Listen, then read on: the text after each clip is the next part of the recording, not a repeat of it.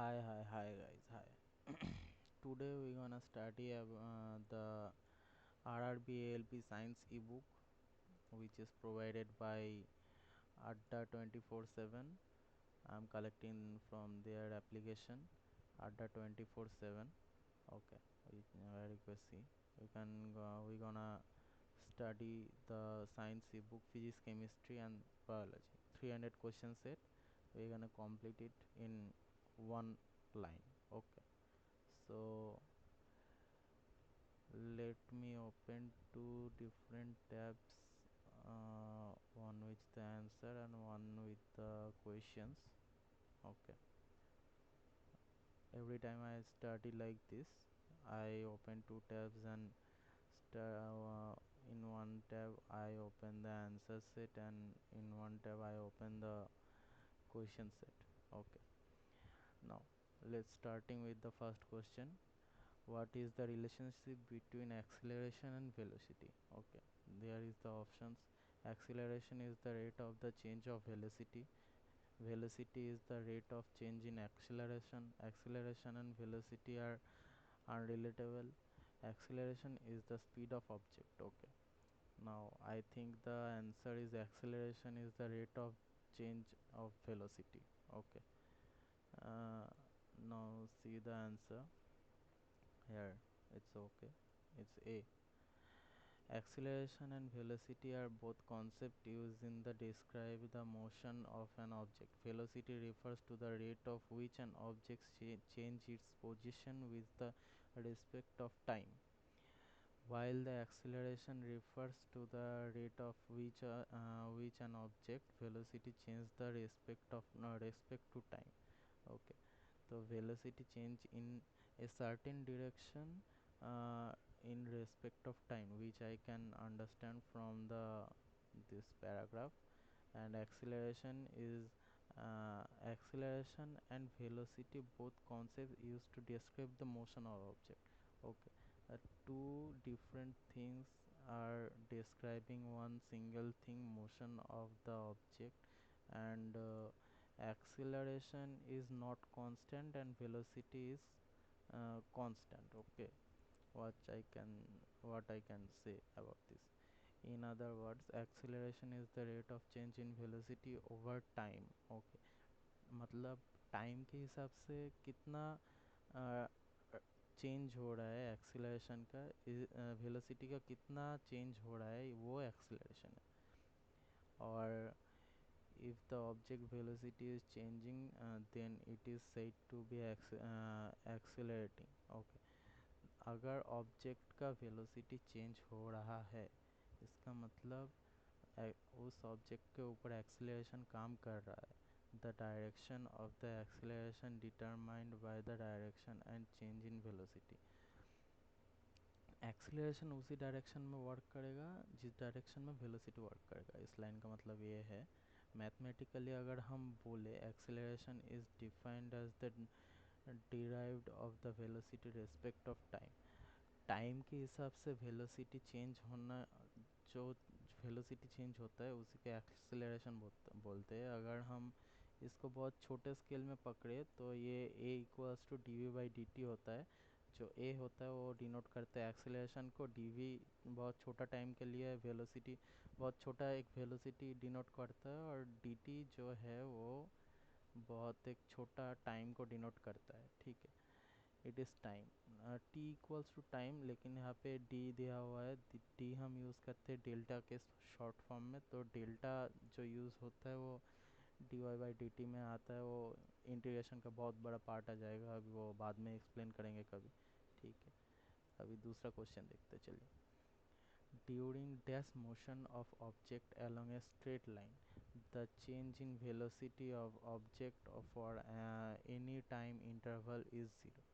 ठीक, during dash motion of an object, किस motion के हिसाब से एक ऑब्जेक्ट अलोंग ए स्ट्रेट लाइन, कोई इसी स्ट्रेट लाइन से कोई ऑब्जेक्ट जा रहा है, the change in velocity of object for any time interval is zero.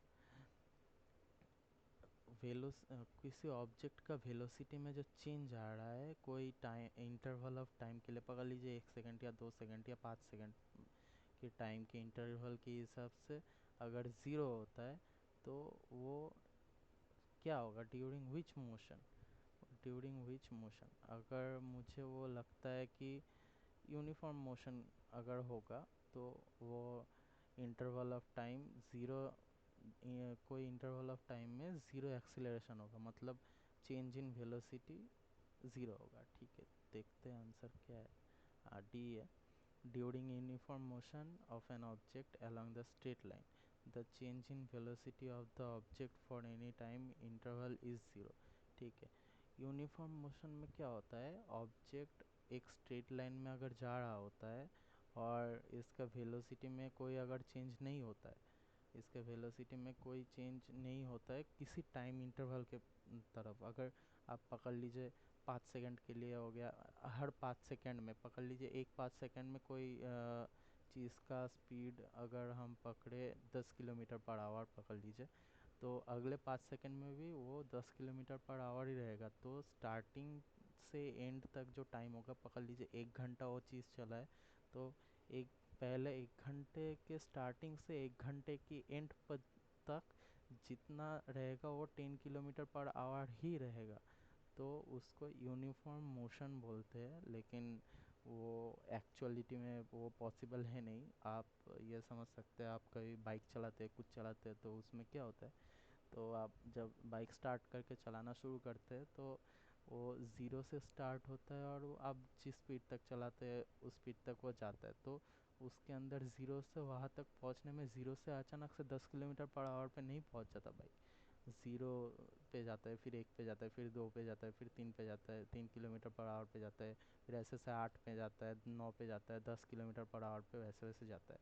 तो अगर इसको तोड़ेंगे तो बहुत ज़्यादा एकदम इन्फिनिटी फ्रैक्शंस ऑफ टाइम निकल जाएगा हमारे पास।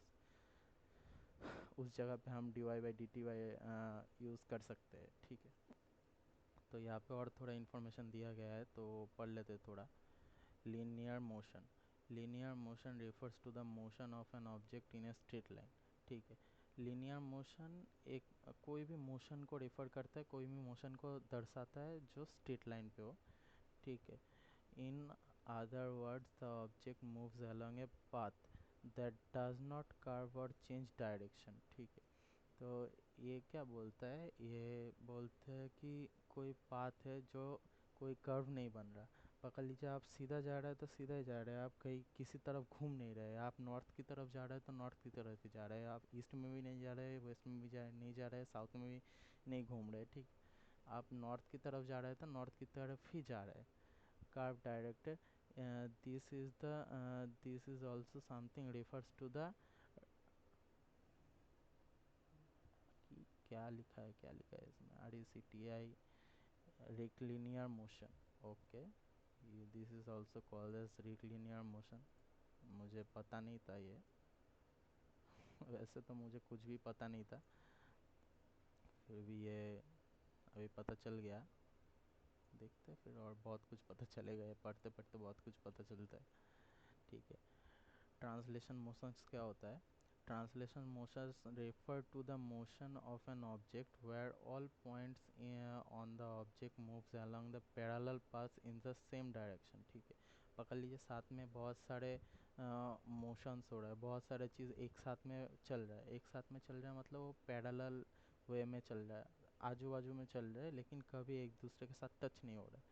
ठीक है, विदाउट एनी रोटेशन और एंगुलर मोशन, इसमें भी वही है, कोई रोटेट नहीं कर रहा, मतलब कि इधर भी घूम नहीं रहा है, कोई एंगुलर मोशन भी नहीं हो रहा है, एकदम जिस एंगल में वो चलना चालू किया था उसी एंगल में हो रहा है, दोनों के बीच में डिस्टेंस हर टाइम सेम रहता है। ठीक है, पकड़ लीजिए, अगर ऐसे पकड़ लीजिए, ये एक पॉइंट है, ठीक है, ये ए है, और ये अगर पकड़ लीजिए ये बी है। ठीक है, ये दोनों चलना चालू किया इस तरफ, ये दोनों इस तरफ चलना चालू किया, तो ये जो डिस्टेंस है इन दोनों के बीच में, इन दोनों के बीच में जो डिस्टेंस है ये हर टाइम सेम रहेगा। ये डिस्टेंस अगर x हुआ तो ये यहाँ पे भी x रहेगा, अगर ये यहाँ पे डिस्टेंस नापा जाए ये दोनों जाते जाते, तो ये डिस्टेंस यहाँ पे भी x ही रहेगा, ये कम भी नहीं होगा घटेगा भी नहीं, तो ये दोनों उस टाइम पैरेलल में जा रहे हैं। ठीक है, तो इस तरह से आप समझ सकते हैं चीज़ों को।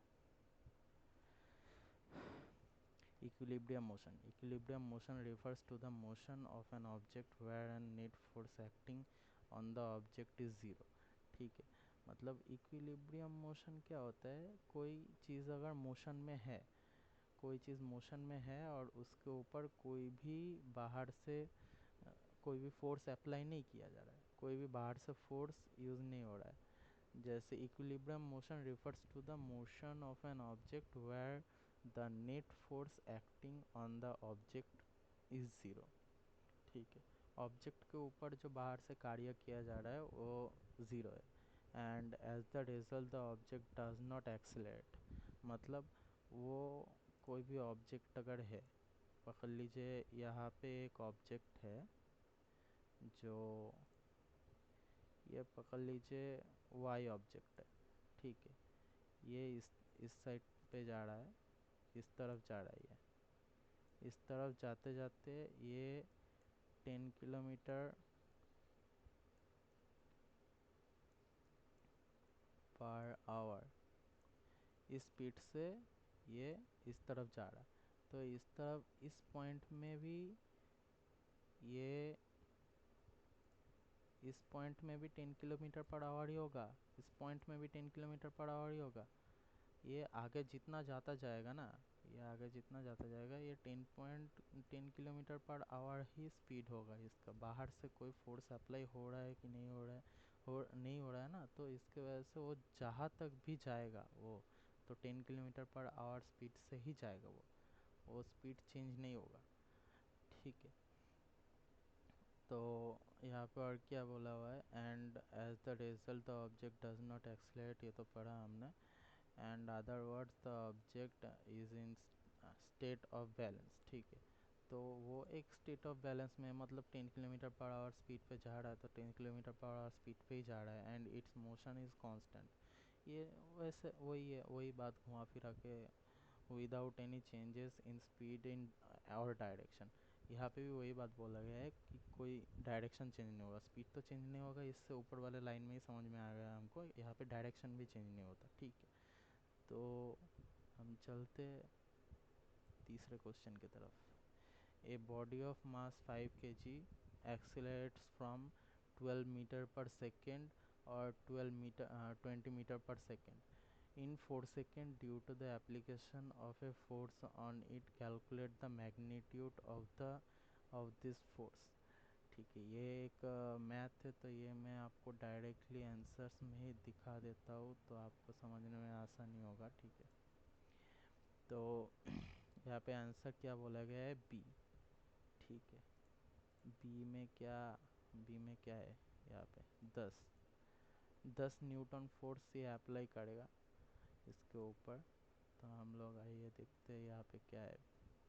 यहाँ पे क्या बोला है, हम लोगों को पता है जो एक्सलेरेशन होता है वो final velocity minus initial velocity by time होता है। ठीक है, जो हमारा ये एक्चुअली क्या होता है, dv/dt होता है। तो final velocity minus initial velocity equals to total velocity, जो हम एवरेज में मिल जाएगा हमको, और जो टोटल टाइम यूज़ हुआ है उसके ऊपर।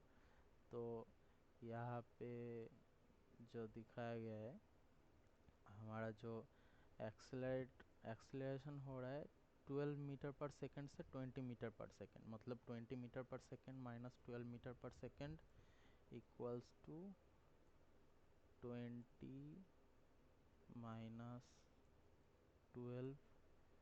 12/4 सेकेंड्स। तो 4 सेकेंड का टाइम बोला हुआ है, तो मीटर पर सेकेंड में तो सब कुछ हमें उसको चेंज नहीं करना पड़ेगा। तो इसको हम कैलकुलेट करें अगर तो क्या होता है, 8/4 मतलब 2। ठीक है, हमको यहाँ से 2 मिल जाता है।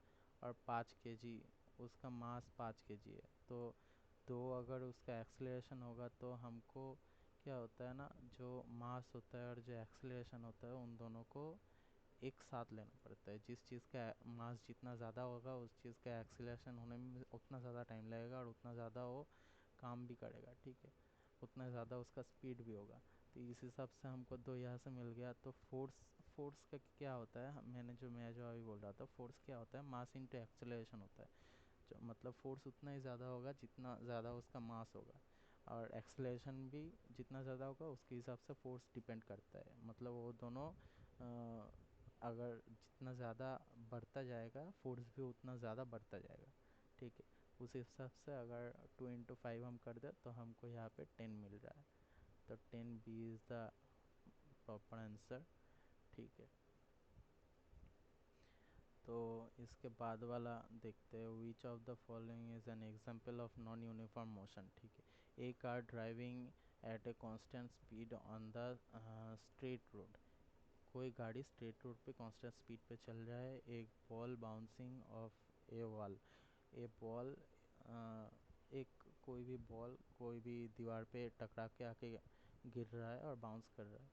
A person walking on A constant speed, a person एक कोई आदमी एक कांस्टेंट स्पीड से चल के जा रहा है। एक car driving around the circular track, एक कार एक सर्कुलर ट्रैक में ड्राइव कर रहा है, ठीक है। तो इसमें मेरे को लगता है B, a ball bouncing off the wall, क्योंकि यहाँ पे कोई भी जगह पे कोई चेंजेस मेरे को नहीं दिख रहा है, क्योंकि कार एक सर्कुलर ट्रैक पे भी ड्राइव अगर करेगा तो सर्कुलर ट्रैक में भी वो कॉन्स्टेंटली ड्राइव कर सकता है। ऐसा नहीं कि उसको स्पीड कम ज़्यादा करना पड़ेगा। ये person walking in a constant speed, कोई आदमी अगर चल रहा है, ऐसा नहीं कि उसको एक पैर चलने में ज़्यादा तेज़ चलना पड़ेगा, दूसरे पैर चलने में ज़्यादा कम तेज़ चलना पड़ेगा, ये तो हो नहीं सकता। ये अगर वो पर्सन वो लोग वो आदमी अगर फिजिकली फिट है तो वो तो हो नहीं सकता।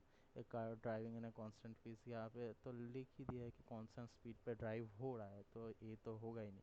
तो बी होगा आंसर, देखते हैं। बी डी बोल दिया है, ठीक है। तो ये हमारा पहला गलत आंसर हो गया, ball bouncing off a wall नहीं होगा।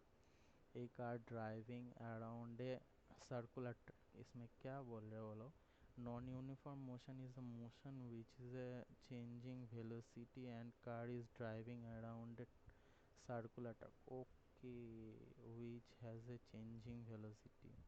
सॉरी सॉरी सॉरी, ये मेरे को देखना चाहिए था, मेरी गलती है। मेरी नाकामी का गंदा मजाक मत उड़ाओ यार तुम लोग, ठीक है। ये देख लो, a car driving around the circular track, non uniform motion is motion with a changing velocity. मतलब कुछ भी कोई भी मोशन हो तो हमको वेलोसिटी चेंज चाहिए, एक्सेलरेशन मतलब वेलोसिटी में चेंज चाहिए। तो वेलोसिटी क्या होता है, अगर कोई बंगाल से है तो बंगाली में सड़न, सड़न। सो वेलोसिटी में क्या होता है, सर्कुलर पाथ पे जब वो रोड सर्कल में घूम रहा है वो, लेकिन उसका एक ही पॉइंट से चालू करके उसी पॉइंट से वो पॉइंट पे वो वापस आ रहा है, उसका कुछ अलग डिफॉर्मेशन नहीं हो रहा, वो कहीं पे जा नहीं रहा, तो वो ज़ीरो हो रहा है। तो ज़ीरो होगा तो वो मोशन यूनिफॉर्म कैसे हो, मतलब मोशन नॉन यूनिफॉर्म कैसे होगा, नॉन यूनिफॉर्म मोशन में वो ज़ीरो नहीं हो सकता। ज़ीरो यूनिफॉर्म मोशन में ही हो रहा है जहाँ पे कोई चेंज नहीं हो रहा है, लेकिन यहाँ पे तो ज़ीरो ही कांस्टेंट रहता है, तो एक एक्सेप्शन है बोल सकते हो। तो नॉन यूनिफॉर्म मोशन में वेलोसिटी चेंज नहीं होता। And A car driving around a circular track is a example of non uniform motion because it is the velocity constantly, velocity is constantly changing, ठीक है। तो यहाँ पे एंगुलर मोशन का भी बात आता है अगर बोला जाए तो, ठीक है। फिर चौथा क्वेश्चन देखते हैं, हमारा पांचवा question, if distance time graph is a curve 10 in res, res represent, if the distance time graph is curve then it represent, distance और टाइम का ग्राफ अगर कर्व है तो ये क्या रिप्रेजेंट करता है, uniform speed, constant displacement, uniform momentum, non uniform speed, पता नहीं यार, मुझे देखते हैं यार, डी होगा। ये क्या बोलते हैं डी में, नॉन यूनिफॉर्म स्पीड बोल रहा है। डिस्टेंस का टाइम, डिस्टेंस और टाइम का ग्राफ अगर कर्व हुआ तो ये नॉन यूनिफॉर्म स्पीड बोलता है, ठीक। याद कर लो यार, मेरे को याद करना पड़ेगा। If the distance time graph is the curve, then it represent a non-uniform speed. The slope of a distance time graph represents its velocity. If the distance time graph is curved, then it represents non-uniform speed. The slope of a distance time graph represent its velocity. Okay इसके बाद वाला question देखते हैं.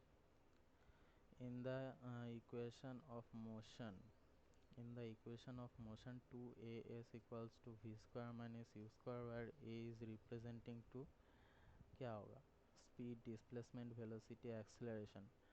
तो इस ए यहाँ पे acceleration बोल रहा है, तो इस होगा डिस्प्लेसमेंट मुझे जो लगता है.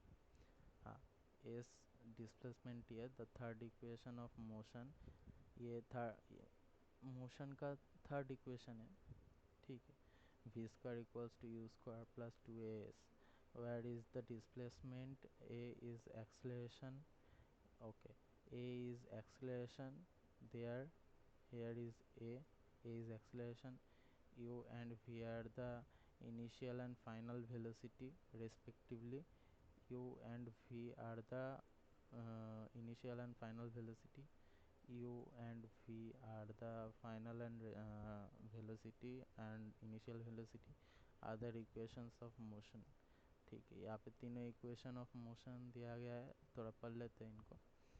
First equation of motion, v equals to u plus at. These equation relate to the final velocity.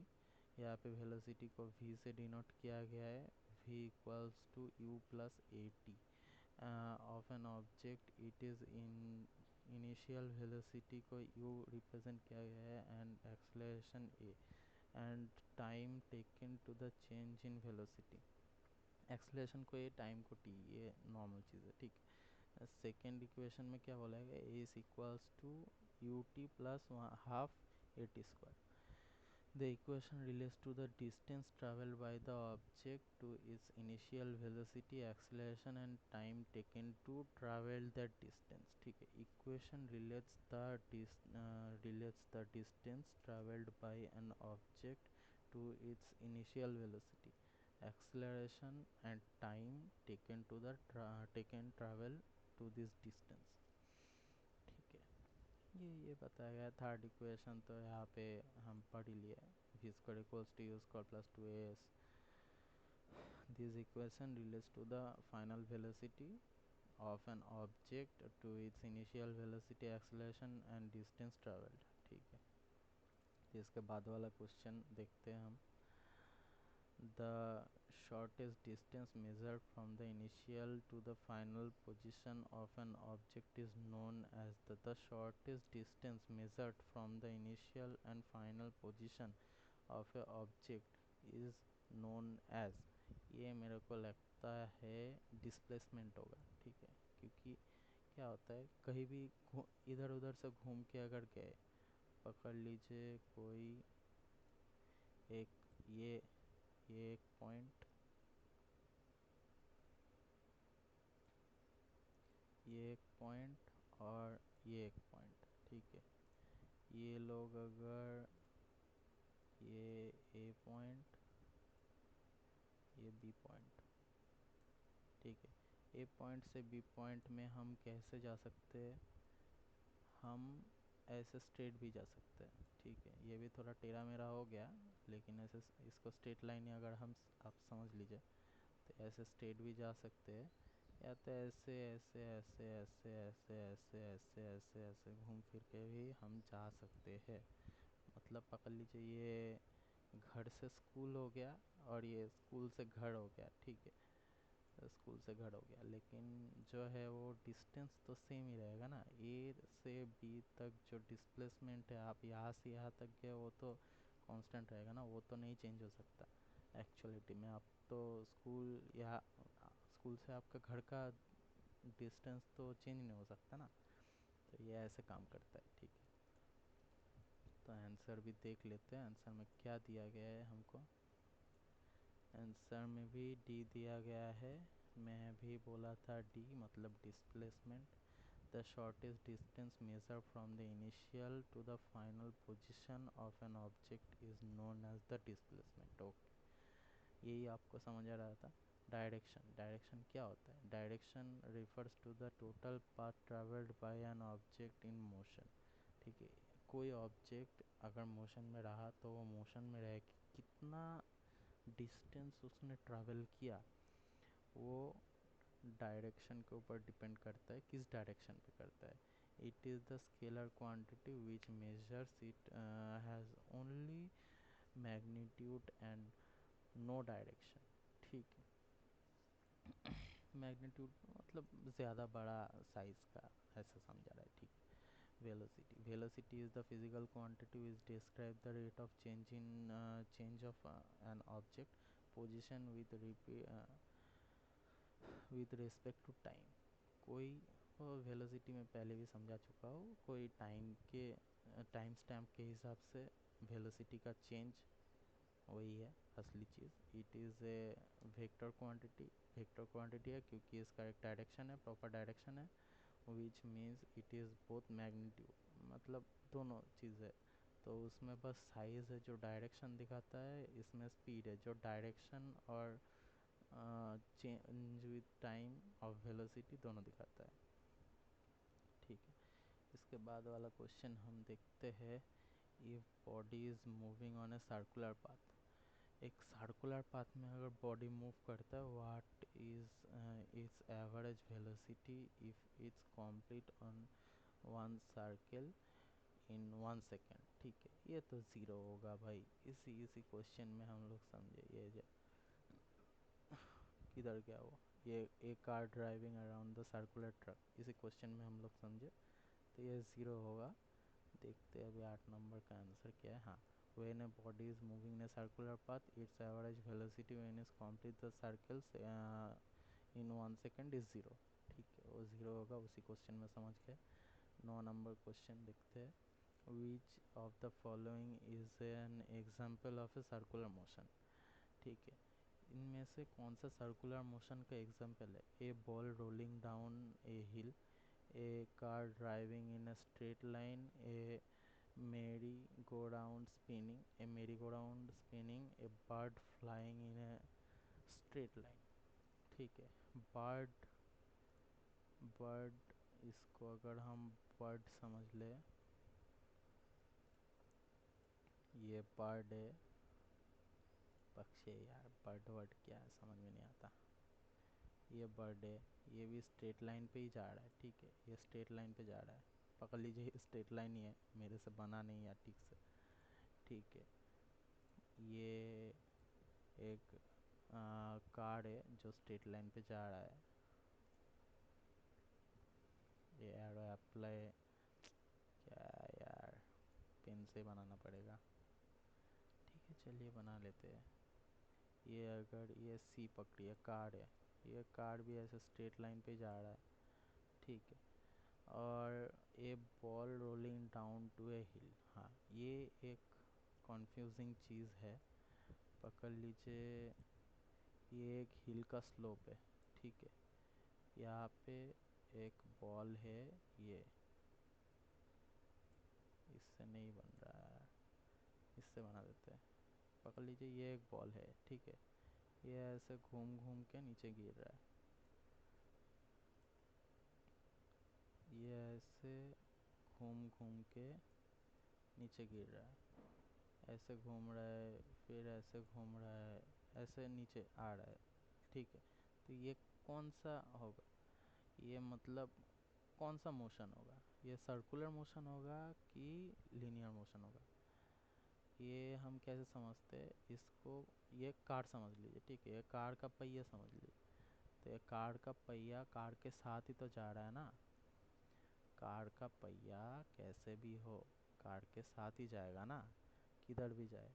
तो कार तो जा रहा है स्ट्रेट लाइन पे, तो कार स्ट्रेट लाइन पे जा रहा है मतलब पहिया भी स्ट्रेट लाइन पे ही जा रहा है.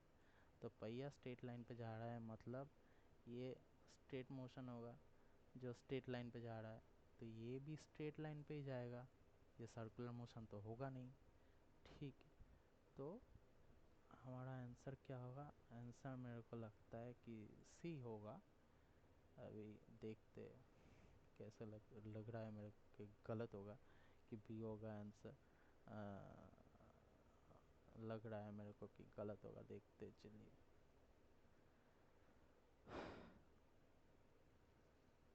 डिलीट करते हैं। Event body moving in circular path it is average second zero. हाँ, सी ओके है, ओके। चलिए, मैं जो समझा और आपको समझाया दोनों सही है, ऐसे डरने की ज़रूरत नहीं है, दोनों सही है। देखते हैं अभी इसमें क्या लिखा है। ए मेरी गो राउंड स्पिनिंग, ठीक है, ए मेरी गो राउंड स्पिन कर रहा है मतलब घूम रहा है।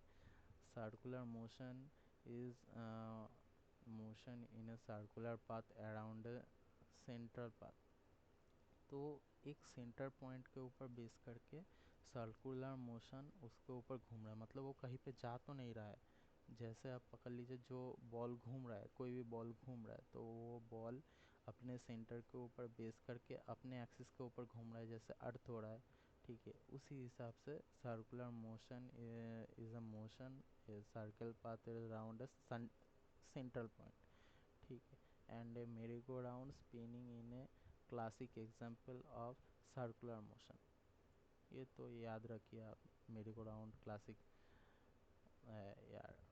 इसमें क्या ये क्या चीज़ है यार, ये यूज़ नहीं कर सकते, छोड़िए, ठीक है।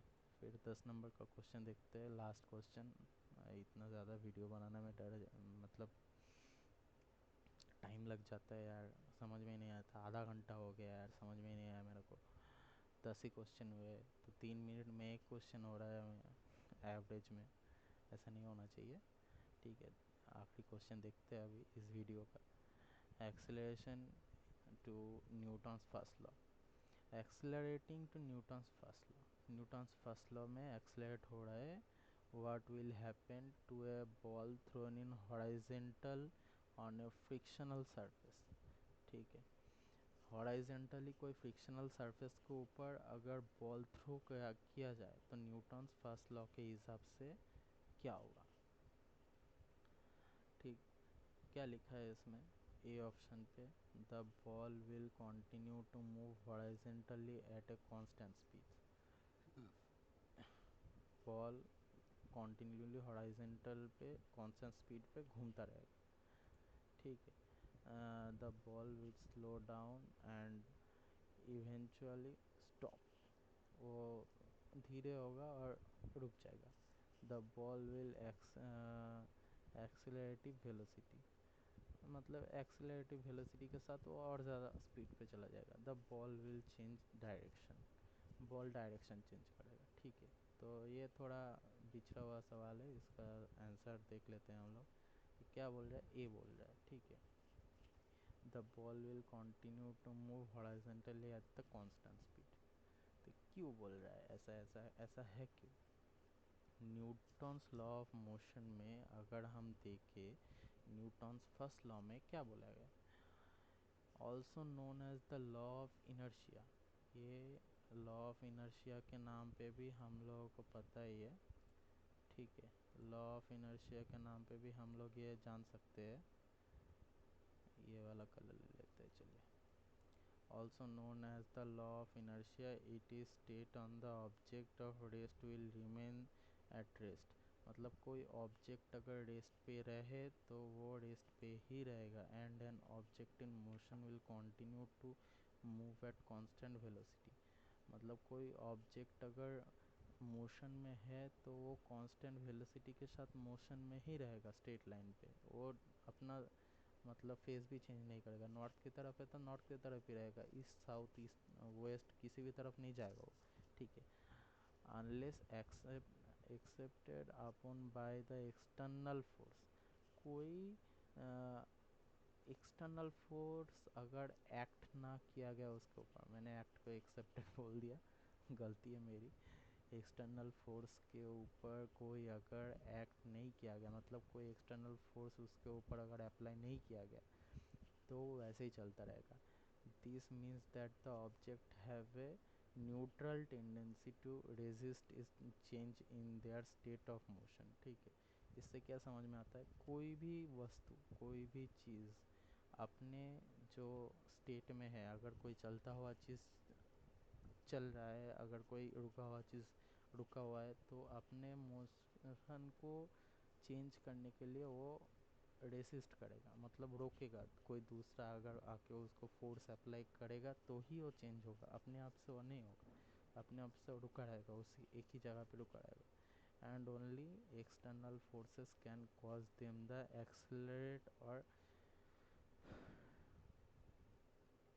मतलब डिक्लेरेट मतलब क्या होता है, जो एक्सेलरेशन होता है उसका ऑपोजिट होता है, ठीक है। ऐसा ही नहीं होगा। तो सेकेंड लॉ ऑफ मोशन में भी ऐसा ही कुछ बोला हुआ है। तो आप पढ़ लीजिए, this law is details with the relationship between force, mass and acceleration, ठीक है। फोर्स, मास और एक्सेलरेशन के मतलब ये तीनों का जो रिलेशनशिप है वो डिनोट करता है न्यूटन सेकेंड लॉ।